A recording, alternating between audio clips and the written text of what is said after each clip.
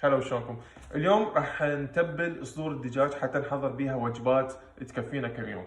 راح اشوفكم الاشياء اللي انا استخدمها حتى اسوي هاي التتبيله، التتبيله كلش طيبه تنطيك طعم الصاج اللي انت تاكله بالمطاعم، بالاضافه الى انه هي اقتصاديه بالسعرات، اي بما معناه انه احنا ما راح نضيف زيت زيتون او زيت او زبد او هاي الاشياء هاي، راح نعتمد على البهارات وراح نعتمد على حامض الليمون وراح نعتمد على اللبن حتى نسوي هاي التتبيله. فخلينا نشوف ايش عندنا.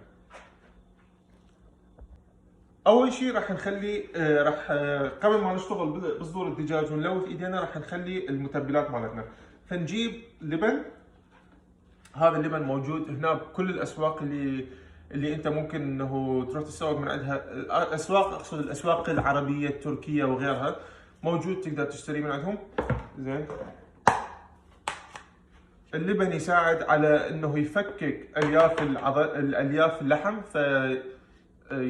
يطري اللحم ويخليه يصير طعمه كلش طيب. لا تخلي هوايه، كميه كلش 3 أو 4 خواشيق. طبعا انا بدي استخدم ملعقه كوب. هاي واحد خلصنا من عنده. زين، راح نخلي شوي بدنا نجيبها فلفل ابيض. زين، الكميه حسب الرغبه، انت اذا يعجبك تخلي هوايه بهارات خلي هوايه بهارات. راح نخلي زعتر، هم شوي هنا. راح نخلي شويه زنجبيل مطحون.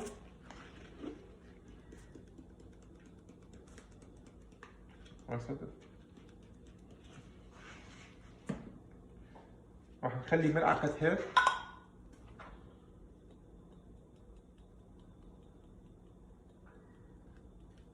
حتى الطعم يصير اطيب. الهيل ينطيها طعم قص الدجاج. زين، وبعد راح نخلي بابريكا. بابريكا تقدر تخلي حاره، تقدر تخلي حلوه، تقدر تخلي مدخنه، بكيفك انت باللي عجبك. حاول انه تكثر لان تنطي طعم كلش طيب.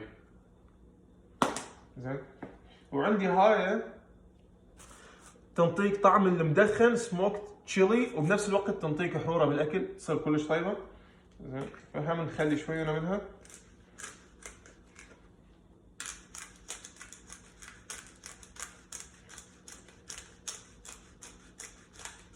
كافي. بالاضافه الى انه احنا العراقيين يعجبنا دائما انه الاكل يكون بحموضه، فنخلي حامض الليمون.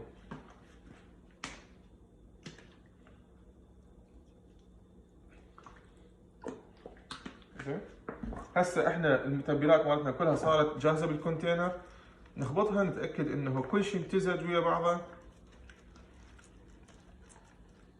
حتى من نخلي صدور الدجاج يعني مجرد انه نلوث الصدور بيه ونتاكد انه التتبيله تكون متجانسه ويا بعضها.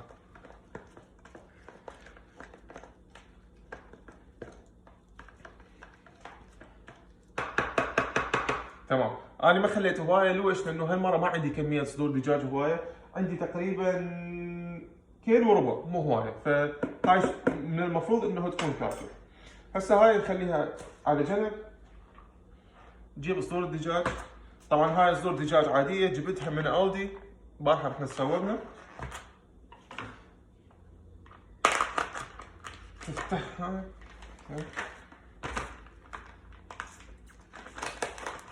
حاول تتخلص من عندها.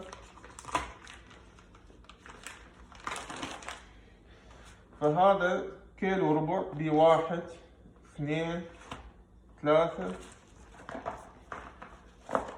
4. أنا بالنسبة لي صدور الدجاج تعتبر مصدر بروتين رئيسي، فأحاول دائما إنه أحصل 120 غرام بروتين باليوم من صدور الدجاج. ف من المهم جدا إنه طعمها يكون كلش طيب، وإنه ما تكون يابسة وطرية تكون دائما. فالطريقة راح أسويها أنا بيها، أو الطريقة اللي يغلطون بها معظم الناس انه يقطعوها يسووها قطع كلش صغار وبعدين يطبخوها. هذا الشيء راح يخليها تيبس، لانه انت من تقطعها وتسويها كلش صغيره من تخليها على النار راح تفقد شو يسموها السوائل الموجوده داخل اللحم واللحمه تصير كلش يابسه. فخليها دائما يا اما تكون بهالحجم هذا، يا اما من تقطعها حاول انه تقطعها بقطع يكون حجمها لا باس بها، مو كلش صغيره. يعني مثل اللي راح اسويه انا، مثلا تاخذ هذا اصغر حجم قطعها به، حتى من تطبخها هي تظل محتفظه بالسوائل الموجوده بداخل اللحم وما تصير ما تصير يابسه. فسويها بهالطريقه هاي. فراح ناخذها نقطعها هيجي، زين، تقطعها عكس اتجاه الالياف ويا اتجاه الالياف حقيقه ما يهم، زين، لان هي كلها تعتمد على الطبخ. وليش انا دائما هذا اخليه، يعني صدور الدجاج اخليها مصدر بروتين رئيسي؟ لانه هي بروتين على حالها، بالاضافه الى انه سعراتها قليله، و يعني تصرف لي انا بالنسبه لي حقيقه انه اكل صدور دجاج ليش؟ لانه انا اكون بالشغل. فمثلا اذا اخذ بيض وياي او اخذ سمك وياي او اخذ غير شيء راح ازعج الناس اللي موجودين دائما مداري، لانه يكون بها ريحه. فصدور الدجاج ما بيها هذا الشيء. بالنسبه لي سهل اكلها وما اضايق اللي موجودين دائما مداري. ليش؟ لانه هنا اني يعني انا ما اظن انه الموضوع موجود بكل مكان، الناس تنزعج من الريحه. وهنا الاجانب شويه عندهم صلافه، فمن يشوف شيء او يزعجه او ما يعجبه قبل يذوقها بوجهك. فاني احاول انه اتحاشى هذا الموضوع.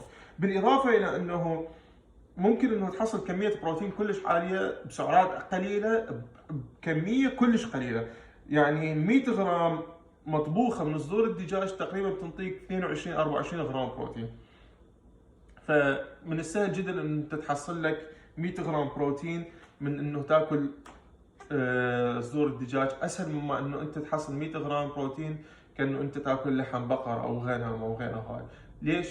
لانه راح تضطر انه تاكل سعرات اكثر، كميه اكثر في سبيل انه تحصل البروتين اللي تريده. بينما هنا لا، الموضوع يختلف. نقص الصدور بهالطريقه هاي، زين، ونخليها طبعا بالتتبيله. ممكن انه تخليها كم ساعه، ممكن انه تخليها يوم كامل. انا بالنسبه لي ممكن انه اطبخها باكر الصبح، راح اقعد نفس الوقت. هسه احنا عندنا الساعه 8 الصبح، ممكن جدا انه اني باكر اقعد الساعه 8 الصبح واطبخها. فخلي عدل هاي حتى احكي لكم.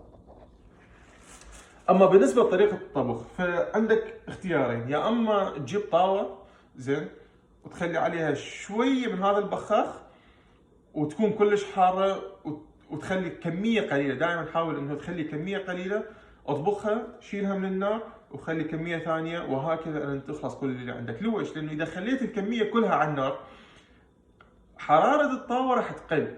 بالاضافه فمن تقل حراره الطاوه ايش راح يصير؟ اللحم راح يذب المي مالته، المي ما راح يتبخر بالسرعه الكافيه. اللي حيصير عندك شنو؟ اللحم حينسلق ما حينحمس. هذا الشيء غلط. خلي كميه قليله اطبخها، شيل خلي مكانها، وهكذا. او اذا عندك قلايه هوائيه خليها بالقلايه الهوائيه 15 20 دقيقه توب، هي تصير عندك فد شيء. حاول انه اذا تخليها بالقلايه الهوائيه خليها درجه حراره 190 كلش زين. كل 10 دقائق افتحها، قلب اللحم ورجعها مره ثانيه، وخلال 20 دقيقه المفروض انه اللحم يكون عندك مستوي وخالص. طبعا يعتمد على درجه الحراره اللي عندك، جودة القلاية الهوائية ونوعها وغير اشياء. فهسه احنا خلينا اللحم كله هناك، زين. اللي راح نسويه طبعا انا لابس شكوف، راح نقلب اللحم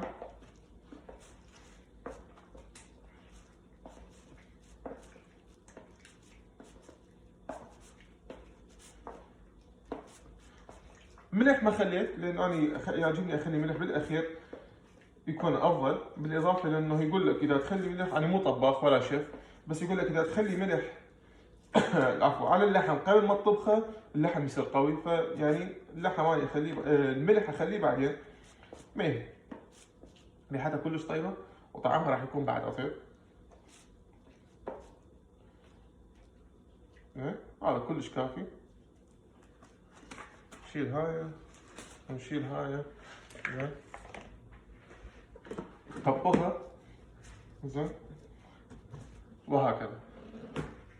هاي الوجبة كيلو وربع، مفروض انه يكفيني 3 ايام 3 وجبات، يكون كلش كافي. من راح اطبخها هم راح اشوفكم شلون راح اطبخها، وشلون راح اقسمه اسوي وجبات.